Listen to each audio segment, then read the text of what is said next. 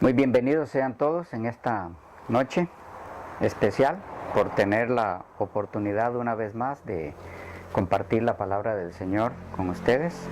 Es una noche muy especial por eso, y cada vez que tengamos la oportunidad de hacerlo es una ocasión especial, y también por tener la oportunidad en sí de comunicarnos y de saber que están gozando de las bendiciones de Dios. En esta ocasión estamos en vivo con aquellos que están mirándonos por YouTube, y quisiera invitarles a que elevemos una plegaria al Señor para que nos guíe en nuestro estudio de esta noche. Vamos a orar. Nuestro Padre, amado y cariñoso Dios, muchas gracias por la vida que prolongas en nosotros. Gracias por la salud, y por aquellos que están enfermos, pedimos que en tu misericordia seas con cada uno, que tu poder se manifieste en sus vidas. Pedimos tu dirección al estudiar el tema de hoy, que tu Espíritu nos guíe para que comprendamos lo que quieres que entendamos. Guíanos, te lo pedimos en el nombre de Jesús. Amén. Para los que quisieran aprovechar la oportunidad, siendo que estamos en vivo, de preguntar, de opinar, pueden hacerlo al chat de la página, y entonces en la manera de lo posible podremos contestarle. Quizá porque entre tarde o alguna cosa pase, no calce mucho el que podamos contestarle, pero si todo camina bien y no hay problemas con el internet, entonces estaremos gustosos de poder responder a sus inquietudes. Siéntanse en libertad de hacerlo, porque esto vuelve un poco más ameno el tema. Aunque para aquellos que no estén viendo esto en vivo, sea de alguna forma un poquito un elemento distractor, para beneficio de los que están en vivo, entonces tenemos esa opción. Bien. Nuestro tema de hoy: los libros apócrifos de las versiones católicas de la Biblia. Los libros apócrifos de las versiones católicas de la Biblia.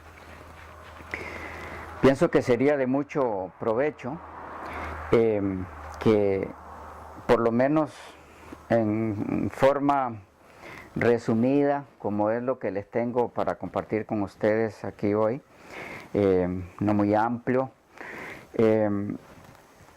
tengamos claro el punto en relación a esto, porque es de mucha importancia. Tarde o temprano se van a dar situaciones en donde como cristianos necesitamos defender nuestra fe basada en la palabra del Señor, pero vamos a encontrar el problema de que en el caso de algunos otros creyentes, hablo de creyentes católicos, como cristianos no católicos, diferimos en relación a la cantidad de libros de la Biblia considerados como inspirados.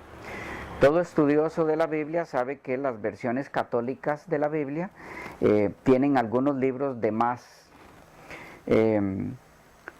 La Iglesia Católica dice que son las Biblias protestantes las que tienen libros de menos, o que le falta, ¿ok? Los protestantes decimos que a la Biblia católica le sobran. Entonces, ¿quién tiene la verdad en esto? ¿Cuál es la verdad?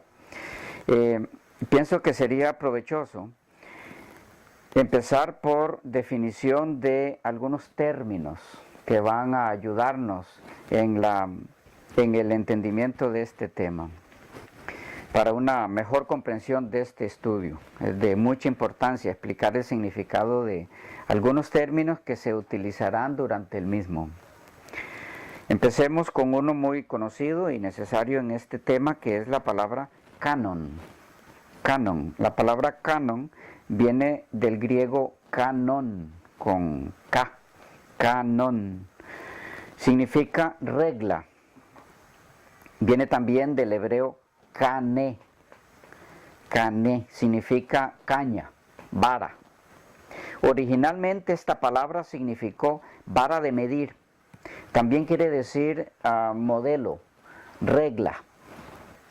Canon es el catálogo de los libros sagrados que se consideran inspirados por Dios y que contienen la norma de fe y moral, según el Diccionario Terminológico de la Ciencia Bíblica, en la página 22 de Institución San Jerónimo, de Ediciones Cristiandad, Huesca, Madrid, 1979. Canon de la Escritura es la lista de los libros que componen la Biblia, diversa entre judíos, católicos y protestantes. El concepto de inspiración, según Reinhold Niebuhr, se halla frecuentemente en el judaísmo, así como entre los griegos, pero solo recibió su significado específico cuando el cristianismo hubo adoptado del judaísmo la idea de canon. Es decir, que ciertos libros son santos y que cada palabra contenida en ellos tiene autoridad.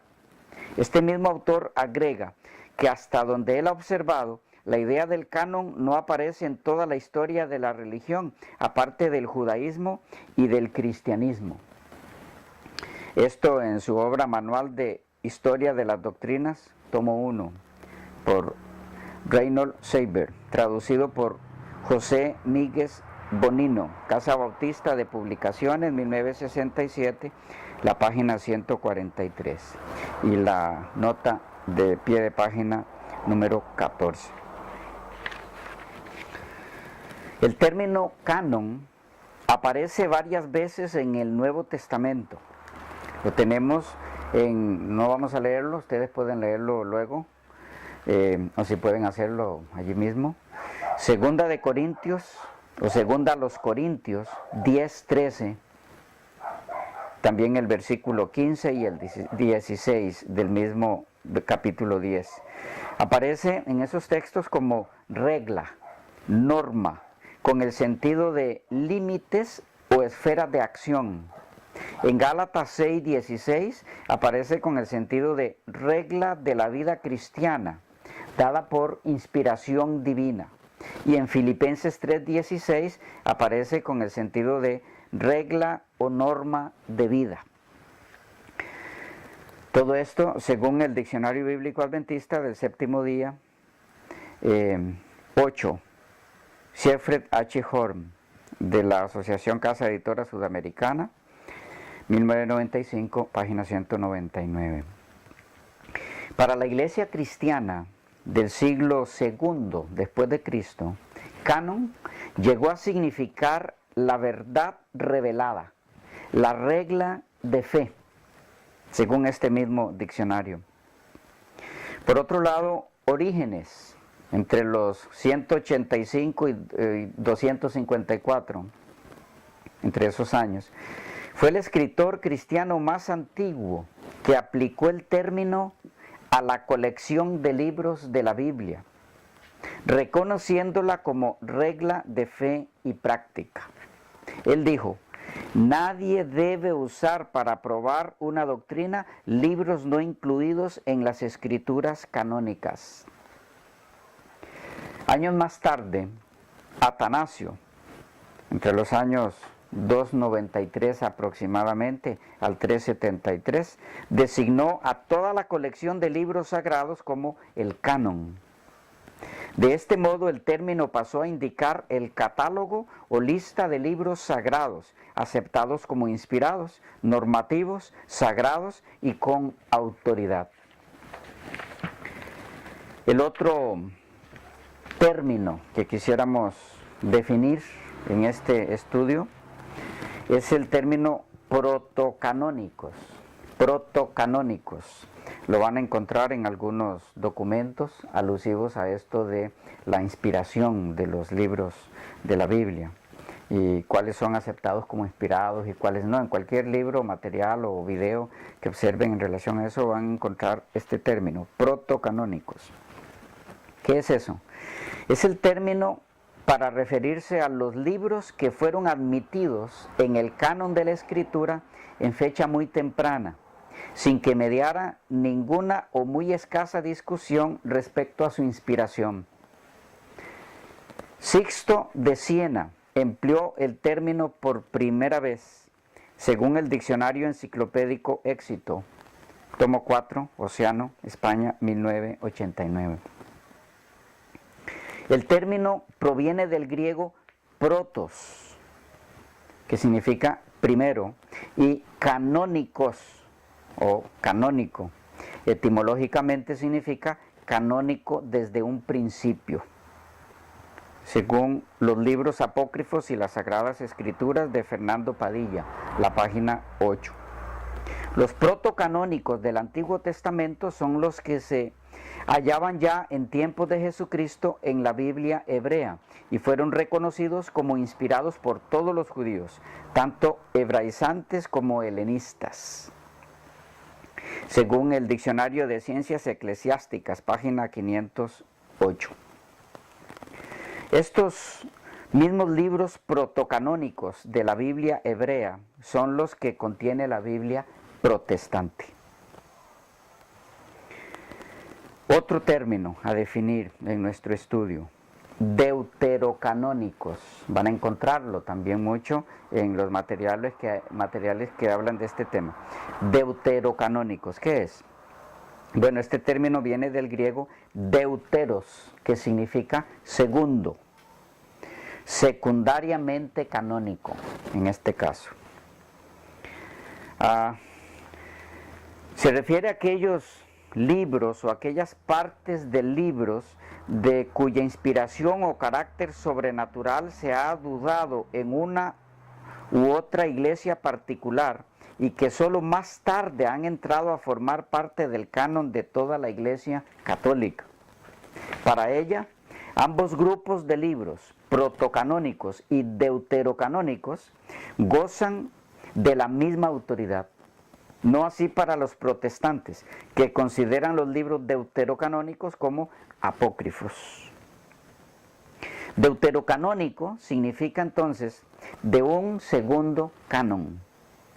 Los libros deuterocanónicos fueron aceptados y declarados como libros inspirados por los concilios de Trento, 1545-1563, y Vaticano I, 1869 y 1870 también. Otro término importante a entender en nuestro tema, el término apócrifo. Apócrifo. Proviene del griego apókrufos, que significa oculto, oculto, escondido. Se aplica a los escritos judíos y protocristianos que guardan alguna semejanza con los libros canónicos, pero que no fueron admitidos en el canon. Cuando se lo adjudica al griego biblia, libros o rollos, significa libros ocultos. El término apócrifo abarca a una cantidad de agregados a los libros canónicos en la forma en la que se encuentran en la Septuaginta.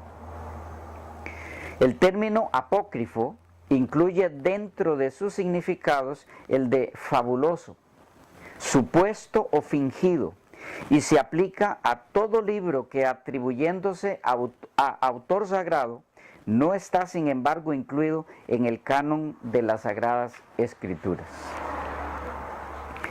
Y pasemos entonces a la lista de los apócrifos que se hallan en la Vulgata, pero no en el canon hebreo.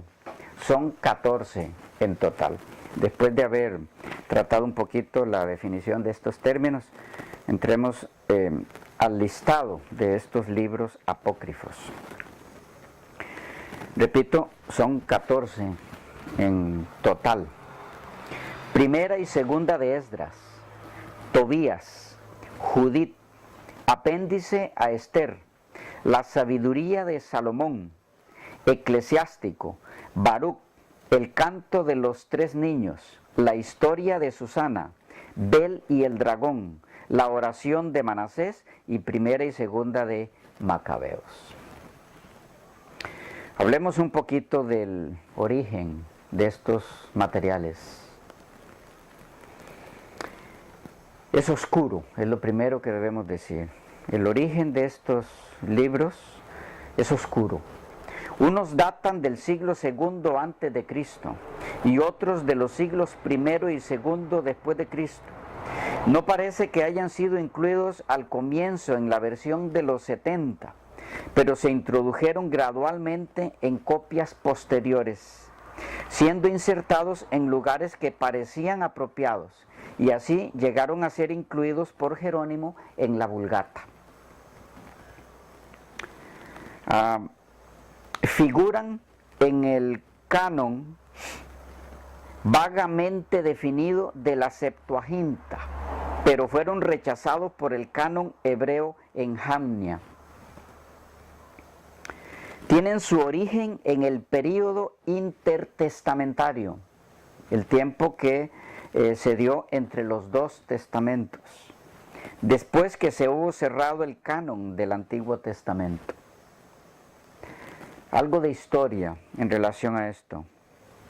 La Iglesia Católica Romana acepta 11 de los 14 deuterocanónicos, declarándolos parte de las Escrituras en el Concilio de Trento en el 546 después de Cristo. Los protestantes niegan la condición canónica de estos libros sobre la base de evidencias tanto internas como externas. Nunca fueron reconocidos por los judíos como parte de las Escrituras, ni por Jesús, ni por el Nuevo Testamento, ni por ninguno de los llamados padres de la Iglesia, quienes examinaron las evidencias en forma objetiva. La Iglesia Católica Romana, en la 4ª sesión del Concilio de Trento, 8 de abril de 1546, decretó que, con excepción de primera y segunda de Esdras y la oración de Manasés, los libros apócrifos, íntegramente y en todas sus partes, son sagrados y canónicos. Incluso se pronuncia un anatema, se pronuncia un anatema sobre todo aquel que a sabiendas y deliberadamente los rechaza. Aunque a primera y segunda de Esdras y la oración de Manasés se les niega canonicidad y autoridad, están incluidos en manuscritos latinos de la Vulgata y en posteriores ediciones impresas fueron puestos en un apéndice de la Biblia.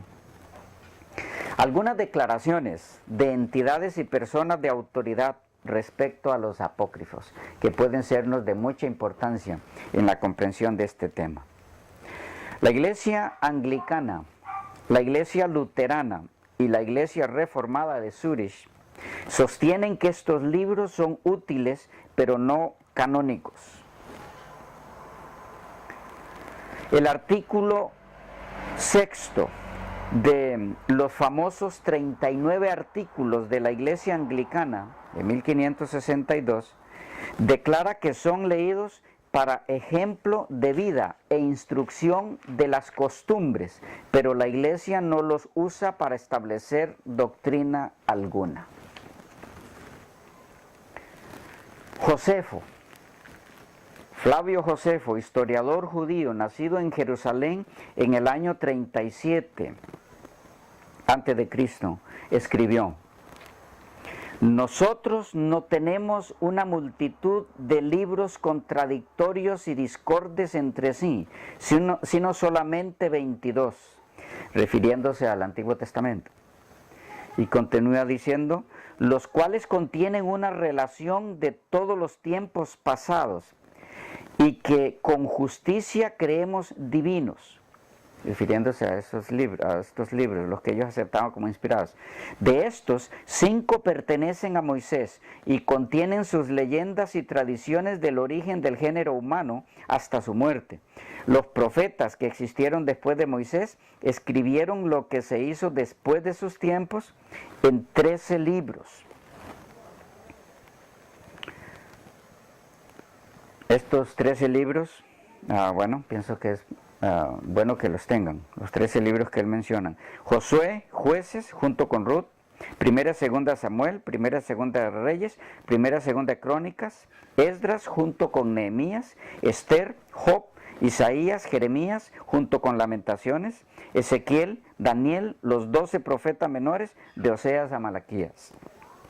Y sigue diciendo Josefo, hasta el reinado de Artajerjes, rey de Persia, los 4 libros restantes. Se refiere a Salmos, Proverbios, Eclesiastés y el Cántico de los Cantares, o el Cantar de los Cantares.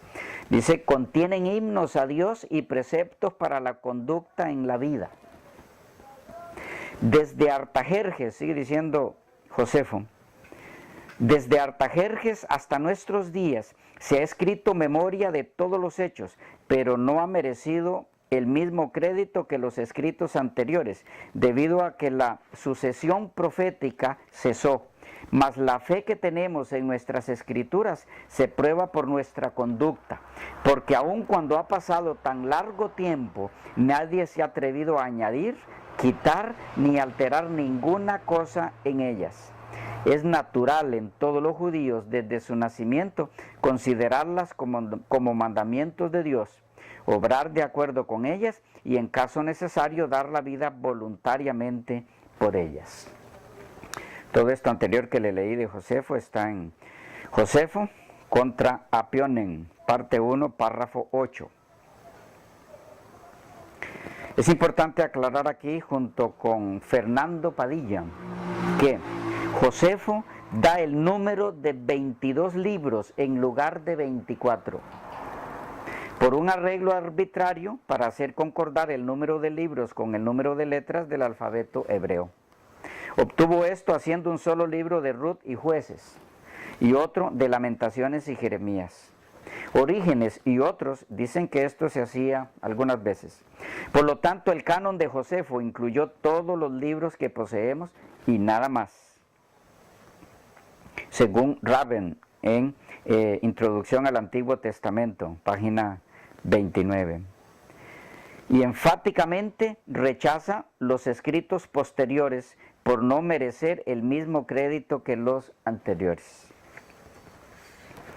El testimonio de Josefo de que el canon quedó concluido en tiempos de Artajerjes, se refiere a Artajerjes Longímano, que reinó del 465 al 425 a.C., confirma la pujante tradición judía que asegura que Esdras hizo la última colección de libros sagrados y cerró el canon en el 450 a.C.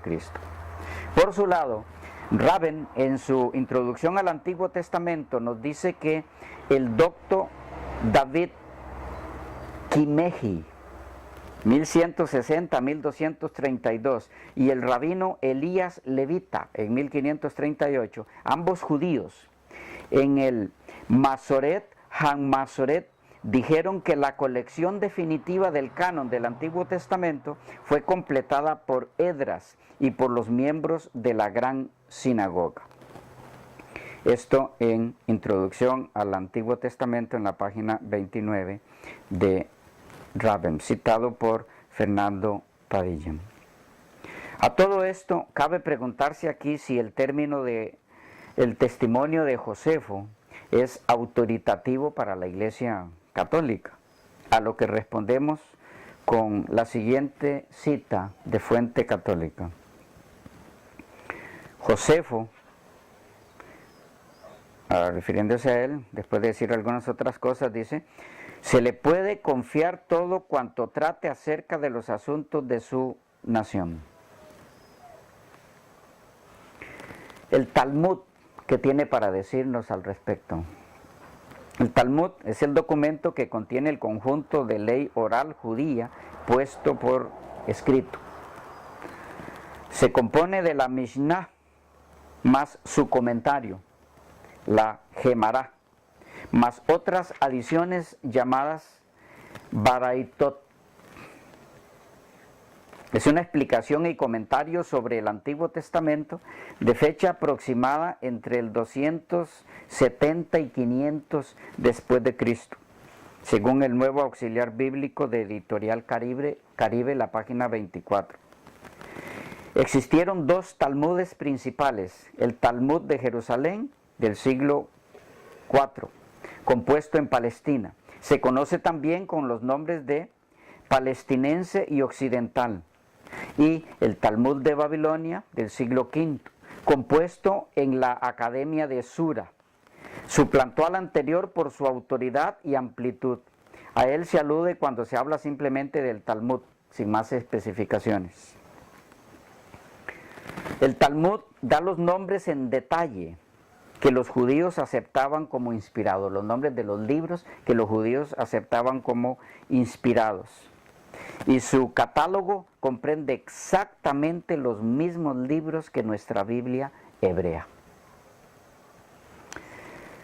La versión Septuaginta del Antiguo Testamento, ¿en qué ayuda a conocer lo que este documento contiene en relación a libros apócrifos, inspirados, no inspirados, que es nuestro tema? La inclusión de algunos apócrifos en la versión de los 70 o la Septuaginta ha causado un poco de confusión en algunos. Por lo tanto, de algún beneficio debe ser el que echemos por lo menos una ojeada, aunque no del todo superficial, a las circunstancias que rodearon el caso. Es decir, investiguemos un poco cómo fue que estos libros no inspirados, o por lo menos algunos de ellos, terminaron siendo incluidos en la Septuaginta. Antes, un poco de información de lo que es la Septuaginta en sí. Pero se nos fue el tiempo. Estaremos viendo esta parte en la siguiente sección.